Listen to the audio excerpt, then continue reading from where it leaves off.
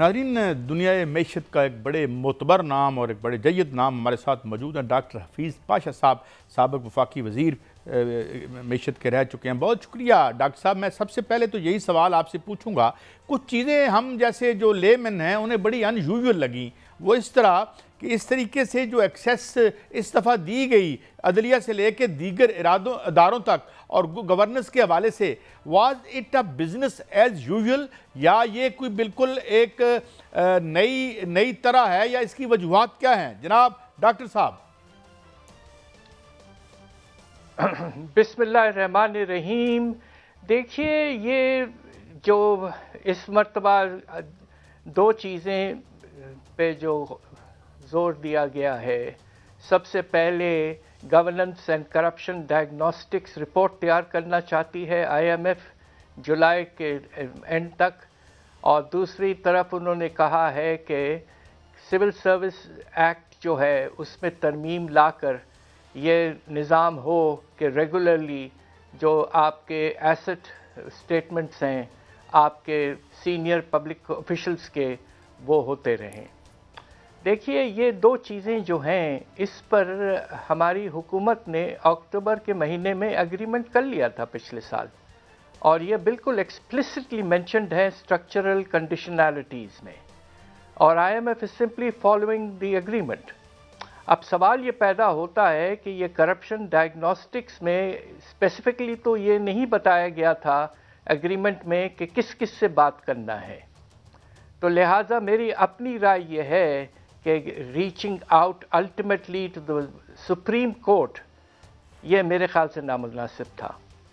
IMF کو اس level تک پہنچنا نامناسب ہے میرے سامنے۔ IMF could certainly have talked to NAB, to other regulatory agencies, so on and so forth, but to go to the Supreme Court میں سمجھتا ہوں کہ نامناسب تھا۔ تو ڈاکٹر صاحب، allowing them this access، یہ بھی تو پھر ہم روک سکتے تھے۔ why ہم اتنے lenient رہے؟ بات دراصل یہ ہے کہ پاکستان جو ہے شاید آپشنز بہت لمیٹڈ ہوتے جا رہے ہیں، اور ان قریب تو آپ کو تو اندازہ ہوگا کہ فیبروری کے اینڈ میں اور مارچ کے آغاز میں IMF کا ایک فارمل پہلا ریویو ہوگا پروگرام کا، کہ پاکستان نے پہلے 6 مہینے میں یعنی کہ اپ ٹو دسمبر کتنا پروگریس کیا ہے، یہ دیکھنا چاہیں گے وہ، اور بہت سے ٹارگیٹس ہیں، کنڈیشنالٹیز ہیں، ان سب کی امپلیمنٹیشن دیکھی جائے گی۔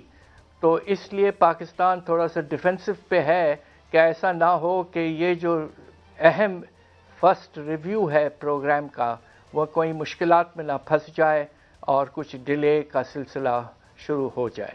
اس لیے بھی government has been very flexible, اور سپریم کورٹ نے خود کہا ہے کہ ہم سے فائنانس منسٹری نے ریکویسٹ کیا، اس لیے ہم نے اجازت دی۔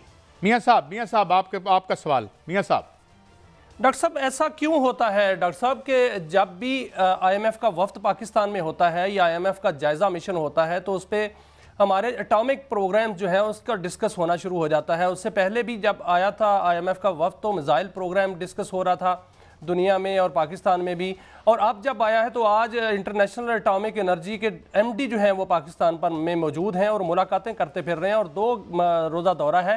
کیا یہ اس کو روٹین سمجھا جائے یا حکومت کو فکر مند ہونا چاہیے کہ یہ ایسا کیوں ہے، یا اتفاق ہے سر ڈاکٹر صاحب؟ دیکھیے، اس پہ میں کچھ خاص کہہ نہیں سکتا، اس لیے کہ مجھے یہ نہیں پتا ہے کہ کیوں اٹامک انرجی کمیشن کے چیئرمین آئے ہیں، اور کیا یہ روٹین وزٹ ہے یا اسپیشل وزٹ ہے۔ I am unable to comment on this. چلیں ڈاکٹر صاحب، ہم آگے بات کرتے ہیں، اور آپ نے کہا کہ ایک سیکنڈ ریویو آ رہا ہے۔ کیا ہم نے ہماری جو پچھلے 6 مہینے کی پرفارمنس تھی اور جو کمٹمنٹس تھیں IMF کے ساتھ، کیا ہم نے وہ پوری کی ہیں؟ Are we falling short, and if so کیا رزلٹ ہوگا؟ کیا یہ پروگرام پھر ہم فائنل نہ سمجھیں ڈاکٹر صاحب، خطرے میں پڑ سکتا ہے؟ یہ ہے بہت اہم سوال آپ کا۔ دیکھیے، اگر آپ دسمبر کے جو مختلف چیزیں ہوتی ہیں کسی ایک IMF پروگرام میں، اس میں سب سے پہلے جو ہوتا ہے کوانٹیٹیو پرفارمنس کرائیٹیریا، مختلف ٹارگیٹس دیکھے جاتے ہیں کہ ان پہ کیا پرفارمنس رہا ہے، اور IMF کا پروگرام جو ہے دسمبر تک کیا ٹارگیٹس ہیں, ہیو دے بین میٹ, دیکھا جائے گا.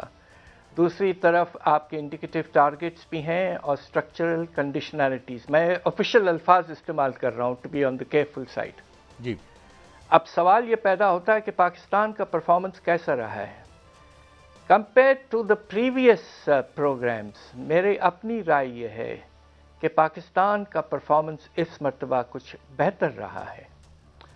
اور آپ اس طرح دیکھیے کہ مختلف ٹارگٹس کو ہم کافی حد تک میٹ کر پائے ہیں, مگر 2-3 ایریاز ایسے ہیں جو ابھی بھی بہت پریشان کن ہیں. اگر آپ مناسب سمجھیں تو میں ان کا ذکر جی please go ahead, please go ahead. سب سے پہلے IMF کے ساتھ ایک ایگریمنٹ ہوتا ہے کہ سال بھر کے ایکسٹرنل فائنینسنگ نیڈز کیا ہیں اور اس کی فائنینسنگ کس طرح ہونی چاہیے. اب ہوا یہ ہے کہ پہلے 6 مہینے میں مجھے افسوس سے کہنا پڑتا ہے کہ پاکستان کو جو باہر سے پیسے آنے تھے اس کا مقدار بہت کم رہا ہے. There has been a major short فال.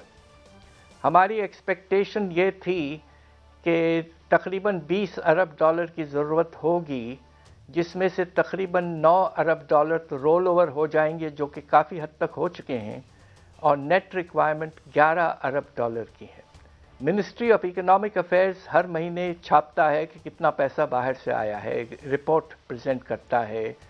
نومبر کے اینڈ تک رپورٹ کے تحت $2 ارب بھی نہیں آئے تھے 11 ارب میں سے. اور ایک اور بہت ہی پریشان کن چیز ہے کہ دسمبر کے جو منسٹری آف فائنانس کے جو فگرز ہیں جو ریلیز ہوئے ہیں 2 دن پہلے فسکل آپریشنز کے, اس میں ایک بہت ہی نمایاں چیز نظر آ رہی ہے کہ باہر سے ایکسٹرنل فائنینسنگ جو رپورٹ کی گئی ہے وہ مائنس ہے. مائنس کے معنی کیا ہے کہ جو نیا پیسہ آیا ہے وہ ڈیٹ ری پیمنٹ سے کافی کم تھا. تو یہ ایشو بہت سیریس ہے, اور IMF کے پروگرام کے ہونے کے باوجود Pakistan has not been successful in meeting the financing targets. ایک تو یہ ہے بہت ہی سنگین اور اہم ایشو. دوسرا ایشو یہ ہے کہ کچھ ریونیوز میں, ڈومیسٹک ریونیوز میں شارٹ فال ہے. آپ کے FBR کے ریونیوز میں دسمبر تک تقریباً 350 سے 400 ارب کا شارٹ فال ہے, اور مختلف اور چیزوں میں بھی چھوٹے موٹے شارٹ فالز ہیں. تو اب یہ دیکھنا ہے کہ یہ جو ایکسٹرنل فائنینسنگ میں جو ہم پورے طور پر ٹارگٹ میٹ نہیں کر پائے اور ریونیو ڈومیسٹک کا نہیں میٹ کر پائے, اس پر IMF کا کیا رجحان ہوگا اور ہمیں کس طرح کے ایڈجسٹمنٹس کرنے پڑیں گے اور کس طرح ہم ایڈیشنل پیسہ باہر سے لانے میں کامیاب ہو سکتے ہیں.